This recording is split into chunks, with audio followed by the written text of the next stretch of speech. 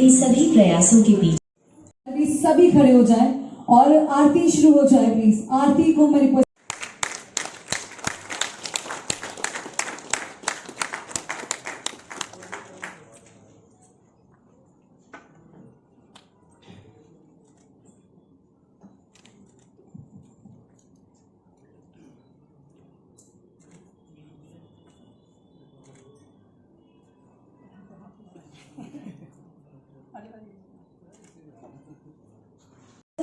प्रेम राज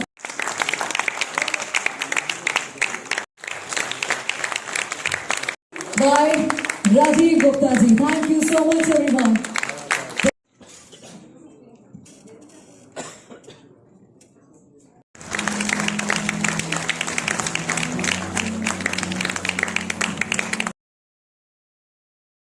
फूलों के साथ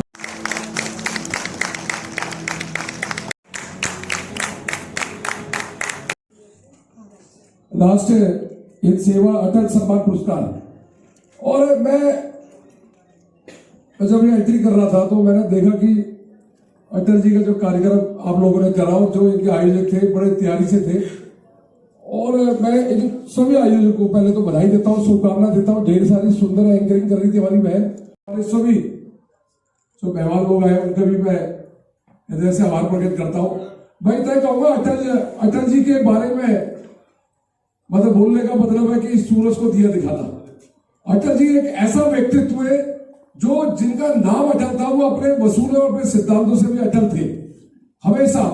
और वो ऐसा व्यक्तित्व था जो जब भी हमें निराशा हो, जब भी हमें परेशानी हो, जब भी हमें कोई ऐसा लगे कि दुनिया में सब छिन गया है, तो उस टाइम अटल जी की कुछ कविताएं आप याद कर ले तो आपको जीवन में लगेगा कि सब कुछ मिल गया है। ये अटल जी था। उनका व्यक्तित्व बड़ा महान था, जो अपने सिद्धांतों से पहचाने जाते थे, जिन्होंने हमेशा राष्ट्रभक्ति और राष्ट्र हित को सबसे पहले रखा। उन्होंने हमेशा कहा कि राष्ट्र हित पहले है, राष्ट्र पहले है, बाद में पार्टी है।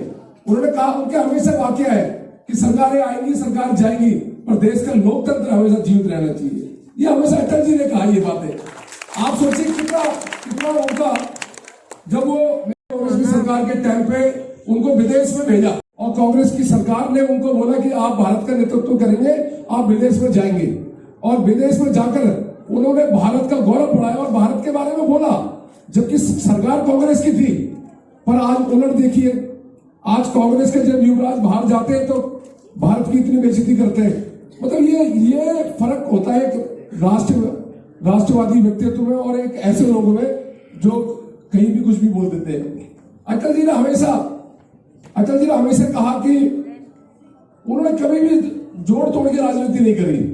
आपको याद होगा कि 1996 में जो उनकी सरकार एक वोट से, उन्होंने कहा कि एक वोट से सरकार गिराना उनको मंजूर था, पर उनको कभी भी कंप्रोमाइज करना मंजूर नहीं था। उन्होंने कहा सरकार गिर जाए कोई बात नहीं, अपने सिद्धांतों से मैं कभी भी समझौता नहीं करूंगा।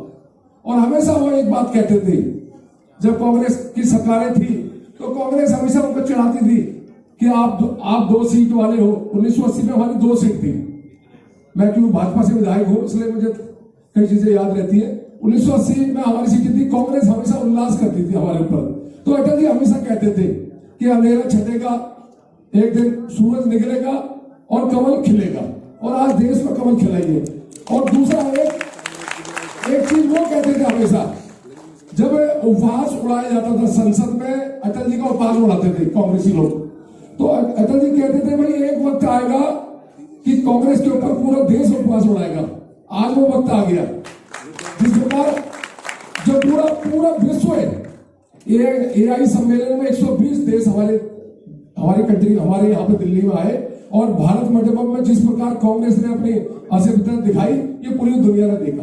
कितना सेमफुल था हमारे लिए। पर आज बहुत सुंदर कार्यक्रम है। अटल जी परेशान हो जाता हूँ, कभी राजनीति में उतार चढ़ाव चलता है, तो मैं हमेशा अटल जी की कविताएं रात को सुनता हूँ, और मुझे बड़ा उसके मोटिवेशन मिलती है और मुझे आगे बढ़ने के लिए एक सहारा मिलता है। वो इतना ही कहूँगा, आप सबको मैं शुभकामना दूंगा, टीम को, और यहाँ जितने भी लोग बैठे जो आए उनको भी बहुत बहुत अभिनंदन है, उनका बहुत बहुत स्वागत। Thank you so much sir, thank you so much for the golden words. एक बार तालियों की गूंज बजाएं, शोर आया चाहिए, come on everyone, जोरदार तालियां। welcome. Yes, May I welcome our beautiful lady, Anjali Sisodia ji, professional journalist. Please welcome.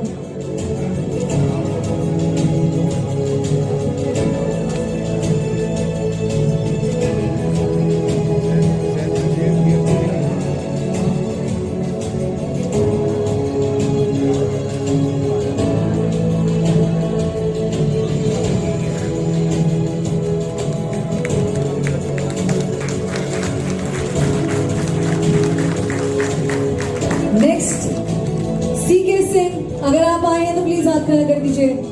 Next Sumit खारी। भारत में सद्भावना हो तो हमें राम के आदर्शों को लेना होगा, राम के चरित्र को लेना होगा और रामचरितमानस की आरती अपने अंतरात्मा में उतारनी होगी। जिस दिन हमने रामचरितमानस की आरती अपनी अंतरात्मा में उतारी, निश्चित ही हमारे समाज में, हमारे संपूर्ण राष्ट्र में प्रेम भाव सद्भावना समरसता आएगी। हमारे प्रभु श्री राम हमेशा हमारे ग्रंथ, हमारे मंत्र, हमारी प्रार्थनाएं सद्भावना समरसता और प्रेम को जागृत करती हैं। लेकिन हमने ना अपने आराध्य प्रभु श्री राम से कुछ सीखा, ना अपने ग्रंथों से सीखा, ना अपने मंत्रों से सीखा और ना हमने प्रार्थनाओं से सीखा। अरे हमारी प्रार्थना ही तो है, सर्वे भवन्तु सुखना सर्वे भवन्तु निरामया। गए हम जातियों में हिंसा में बट गए। अगर हम चाहते हैं कि आने वाले समय में हमारा भारत सुरक्षित हो, हमारा धर्म सुरक्षित हो, हमारा समाज सुरक्षित हो, हमारा परिवार सुरक्षित हो और आपके बच्चों का भविष्य सुरक्षित हो, तो हमें नर को ही नार मानना होगा। हमें समाज में ईर्ष्या द्वेष को खत्म करना होगा। हम थोड़ा वैदिक काल में चलते हैं।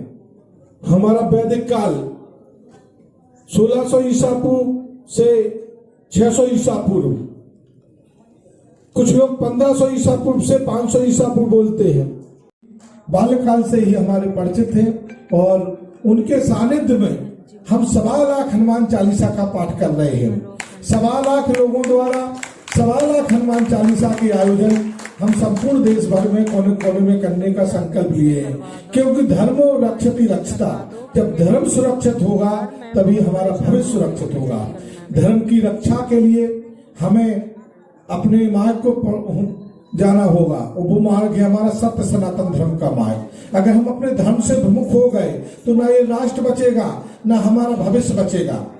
हम निश्चित ही धर्म को मानते हैं, लेकिन हम अपने धर्म का बिल्कुल भी बोध नहीं है। अगर हमें अपने धर्म से कुछ सीखना, अनुष्ठान की ओर लौटे, यज्ञों की ओर लौटे, वैदिक मंत्रों की ओर लौटे, हम पाखंड अंधविश्वास से दूर भागे, ईर्ष्या प्रेम फिर दें, प्रेम भाव सभी समाजों के साथ करें, द्वेष खत्म करें, यही हमारा आग्रह है। जय Shri Ram. Thank you so much.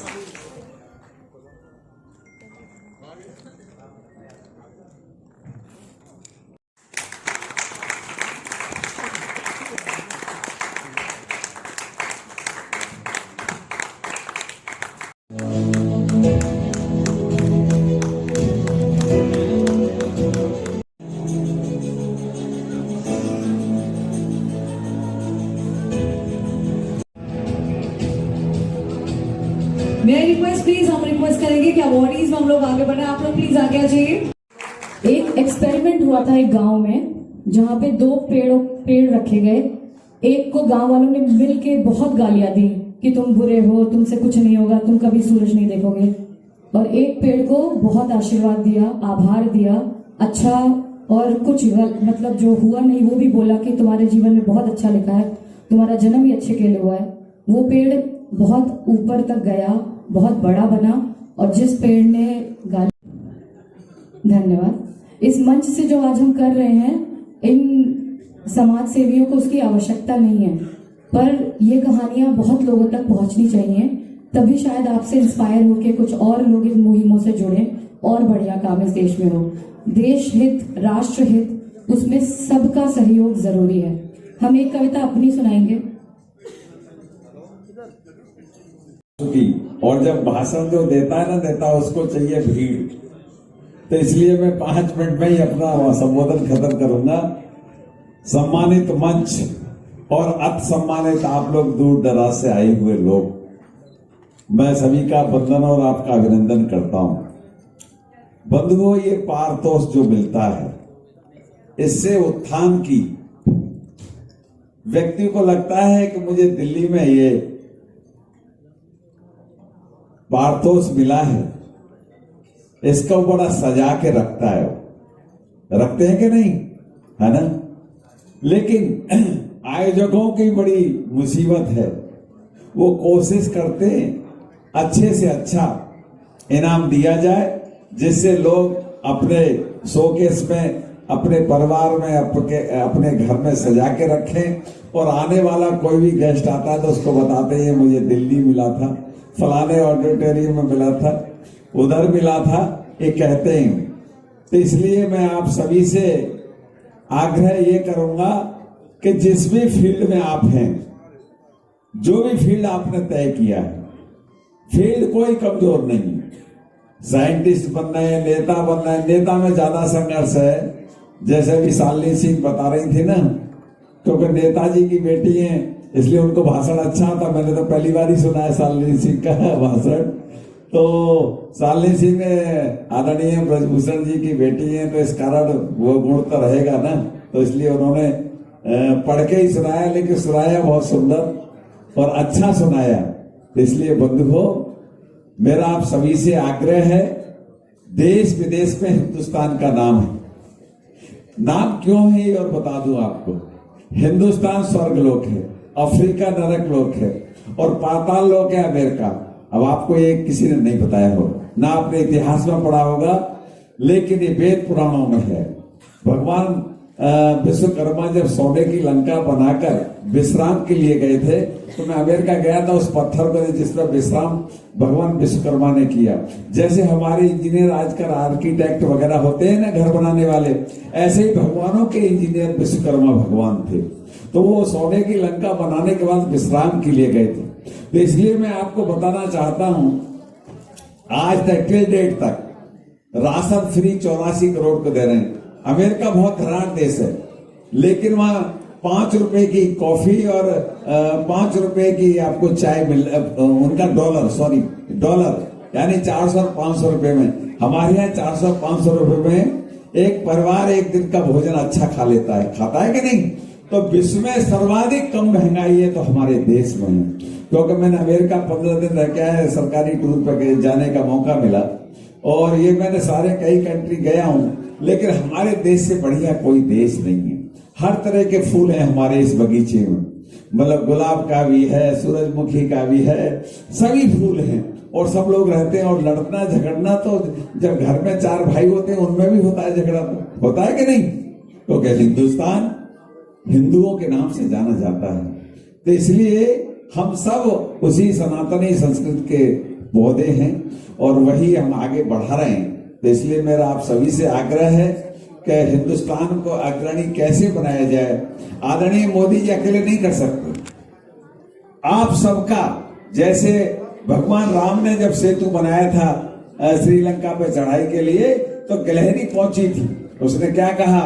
उसने कहा मैं क्या योगदान कर सकती हूँ? तो वो इच्छा अनुसार, तो वो जाती थी, गिलहरी जाती थी पानी में भीग कर, समुद्र में भीग कर, और पार पे आके और वो लोट-पोट करती थी, और वहां से कण ले जाके उस पुल में, तो एक एक कण से, एक एक बूंद से घड़ा भरता है मेरे बंधुओं।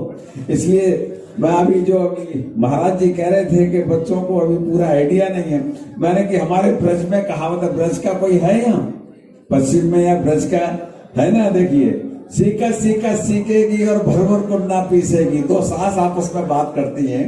नई बहू जब आती है तो वो दूसरी सास उसका देखती है कि इसके घर में कैसा चलेगा। सासों में बड़ा कंपटीशन होता था, अब तो कंपटीशन होने का, अब तो सब व्हाट्सएप पे दादी नानी अम्मा चाचा चाची सब व्हाट्सएप पे आ गए, तो इसलिए अब किसी को टाइम नहीं है। ये 30 साल पहले की कहानी बता रहा हूँ। 2 सास बोले भाई तेरी बहू तो आ गई है। बोले हाँ आ गई है। तो बोले क्या क्या काम करना जानती है? बोले चिंता मत कर, सीखा सीखा सीखेगी और भर भर कुन्ना पीसेगी। उसने इसलिए उसका जवाब दे दिया, नहीं तो वो कहती मेरी बहू को ये काम नहीं आता वो काम, तो लड़ाई होती घर में होती ना। लेकिन बड़ी समझदार सास थी, उसने की चिंता मत कर बहना, सीखा सीखा सीखेगी और भर भर कुन्ना पीसेगी। इसलिए इन्होंने बच्चों ने जो कार्यक्रम किया है, सीखते सीखते सब सीख जाएंगे और सब ठीक हो जाएगा। जय हिंद जय भारत, धन्यवाद।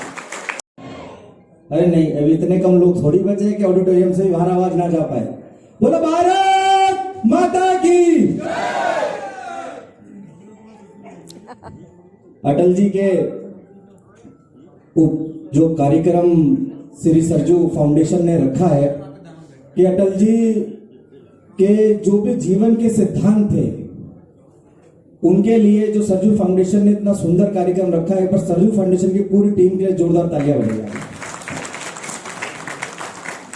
मेरी बहन शालिनी जी ने बहुत अच्छी बात कही कि 2 लोग थे, 2 पेड़ थे, एक मर गया और एक। आज सबसे पहले मैं धन्यवाद देना चाहूँगा सरजू फाउंडेशन का। इन्होंने ऐसे राष्ट्र पुरुष अटल जी के नाम पे ये सेवा सम्मान जो हमारे विभिन्न क्षेत्रों में विभिन्न विधाओं में जो हमारे पारंगत लोग हैं, चाहे वो व्यापार हो चाहे वो खेल हो, तो राष्ट्रीय और अंतर्राष्ट्रीय स्तर पर जिन्होंने ख्याति अपनी अपनी सेवाओं प्राप्त की है, उनको एक बड़ा मंच हमारे फाउंडेशन संस्थापक हमारे भाई प्रिय जुझारू विनोद चौहान जी ने जो उन्हें एक स्तंभ दिया है, एक आधार दिया है, उसके लिए मैं विनोद को बड़ा आभार प्रकट करता हूँ। और सबसे बड़ी बात वो एक पिता के लिए वो स्वर्ग से अपने बेटे को देख रहे होंगे कि मैंने जो कार्य किए हैं, हालांकि वो धरती पे नहीं है, लेकिन उनका आशीर्वाद हमेशा उनके पुत्र विनोद जी के साथ है। हमेशा गरीब बच्चों के लिए, अनाथों के लिए सेवा कर रहे हैं, उनकी पढ़ाई शिक्षा के लिए जो चीज़ें मुहैया करा रहे हैं, बहुत अच्छा काम है। और इस काम से लोगों को इंस्पायर होना चाहिए। अगर आप कोई फाउंडेशन या एनजीओ बनाए तो निश्चित रूप से आप लोगों की सेवा करनी चाहिए, लोगों को आगे बढ़ाना है। सभी अवॉर्डियों के लिए आपकी क्या शुभकामनाएं हैं और क्या मैसेज है? निश्चित रूप से यहाँ वो व्यक्ति सम्मानित हुआ है जिसने अपने प्रत्येक क्षेत्र में बड़ा कार्य किया है, चाहे वो चिकित्सा हो, सामाजिक हो, सांस्कृतिक हो, आर्थिक हो, स्वास्थ्य से संबंधित हो, खेल से हो, सारे लोगों को उन्होंने बड़ा मंच प्रदान किया है। और उन लोगों से लोगों को सीखना चाहिए, अच्छा कार्य करेंगे निश्चित रूप से ऐसा ही बड़ा मंच आपको समाज सेवा में या किसी भी सेवा में मिलेगा। बहुत बहुत शुभकामनाएं। सारे के सारे हमारे जो अवार्ड विनर हैं उन लोगों को मैं बहुत बहुत बधाई देता हूँ, शुभकामनाएं देता हूँ। भविष्य में आप अपना नाम अपने देश में के साथ साथ अंतर्राष्ट्रीय स्तर पे भी काम करें। बहुत बहुत मैं इस सम्मान समारोह जो अटल जी जैसे राष्ट्र पुरुष के नाम पर आयोजित हुआ, विभिन्न क्षेत्रों में समाज में अपनी अहम भूमिका रखते हैं और समाज को अग्रसर करने का काम करते हैं। ऐसे सभी लोगों को मेरी बहुत बहुत शुभकामनाएं, बधाई, और संस्था को भी बहुत बहुत शुभकामनाएं देता हूँ कि जिन्होंने इतना सुंदर आयोजन रखा, जिसमें हम लोगों को विभिन्न क्षेत्रों से आए हुए लोगों को सम्मानित करने का मौका मिला, उनसे मिलने का मौका मिला और ये जानने का मौका मिला कि समाज में किस तरीके से युवा पीढ़ी देश के प्रति अपना डेडिकेशन रखती है और राष्ट्र निर्माण में उनका क्या भूमिका, क्या योगदान बढ़ता जा रहा है। और मैं सभी आए हुए अतिथियों का भी बहुत बहुत धन्यवाद करता हूँ और संस्था के लोगों का भी बहुत बहुत शुक्रिया करता हूँ। मैंने देखा इस संस्था में सारे युवा साथियों ने बढ़ चढ़ कर भाग लिया और इतने सुंदर आयोजन किया कि जिस कारण से मुझे लगता है कि सफल आयोजन हो पाया। मैं पूरी संस्था को और अपने भाई विनोद चौहान जी को, जो सरयू फाउंडेशन के अध्यक्ष हैं, उन्होंने इतने सुंदर कार्यक्रम का आयोजन किया और मुझे लगता है कि पिछले कई वर्षों से जो वो कार्यक्रम कर रहे हैं वो निरंतर ही आगे और बढ़ता जा रहा है। और इतना सुंदर आयोजन जो उन्होंने किया, इसके लिए पुनः उनको और उनकी पूरी टीम को बहुत बहुत शुभकामनाएं, बहुत बहुत शुभकामनाएं। साथियों, इस समय मैं आई हूँ इसी ऑडिटोरियम जहाँ पे श्री सरजू फाउंडेशन द्वारा एक बहुत ही भव्य सम्मान समारोह का आयोजन हुआ और वहाँ पे देश भर से सभी क्षेत्रों से आए प्रतिभागियों ने भाग लिया, चाहे वो अंतर्राष्ट्रीय स्तर पे थे चाहे वो राष्ट्रीय स्तर पे थे। और यहाँ पे जो बतौर अतिथि आए देश के बड़े सम्मानीय थे, बड़े बहुत ही अच्छे अच्छे पदों पे जो थे वो मंचों पे थे, अभिनेता से लेके राजनेता तक भी यहाँ मंचों पे रहे। उन्हीं में से एक अतिथि हमारे साथ हैं, सिंह जी हमारे साथ हैं, जो दिल्ली से हैं, जिला भीम सिंह जी से जानते हैं। भीम सिंह जी आज का कार्यक्रम कैसा रहा श्री सरजू जी फाउंडेशन के तत्वाधान में? जी बहुत आज आज सफल कार्यक्रम मैंने पहले चाहे वो उसके मैं तरफ से हो चाहे सोशल मीडिया में ऐसे विभिन्न क्षेत्रों से आए हुए प्रतिभागियों ने भागीदारी की और जो कार्यक्रम प्रतिभागियों को सम्मान दिया। ऐसे सफल सरकार से इस कार्यक्रम को देखने वाले ऐसे ऐसे युवा आंदोलन के बीच में का महोत्सव साल के बच्चे सारा लगे सोशल मीडिया इंस्टाग्राम ऐसे युवा लगता है कि आज हमारा देश ऐसा देश हो गया जिसमें युवा हमारे राष्ट्र निर्माण का आदर्श और देश के निर्माण में सबसे अहम भूमिका रूप से कहते हैं कि सफल बनाए तो सब युवा हमारा जो देश के निर्माण में योगदान देना चाहिए।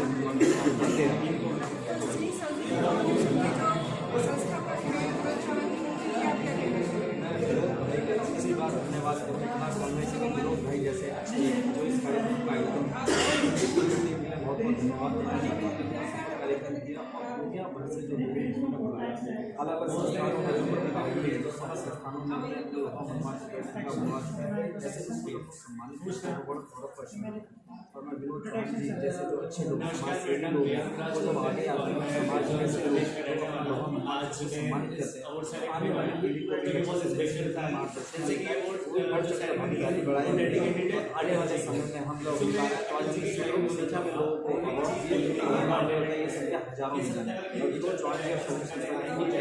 बहुत बहुत शुभकामनाएं बहुत बहुत धन्यवाद।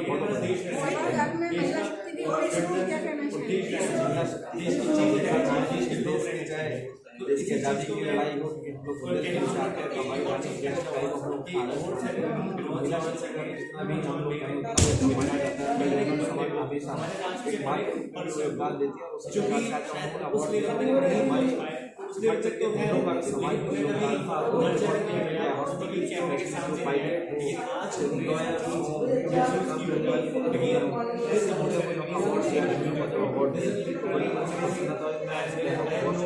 को हमारे साथ में मंच में विराजमान थी दिव्या जी ने एशियन अवार्ड जीते, अर्जुन अवार्ड जीते, कॉमनवेल्थ अवार्ड जीते। बढ़िया सीख कर आते हैं ऐसे बहनों को देखकर आने वाली जो हमारी महिलाएं हमारी बहनें जो पिछड़े चुकी है समाज में योगदान नहीं देता है उन लोगों को समाज में बढ़ावा मिलता है और उनके पेरेंट्स को भी बढ़ावा मिलता है कि वो अपनी बहनों को कला जगत की मंच पर आगे बढ़ाए जिस कारण से देश और समाज का अपना नाम देश की खबरों के लिए देखते रहिए भारत नंदन न्यूज। नमस्कार, धन्यवाद।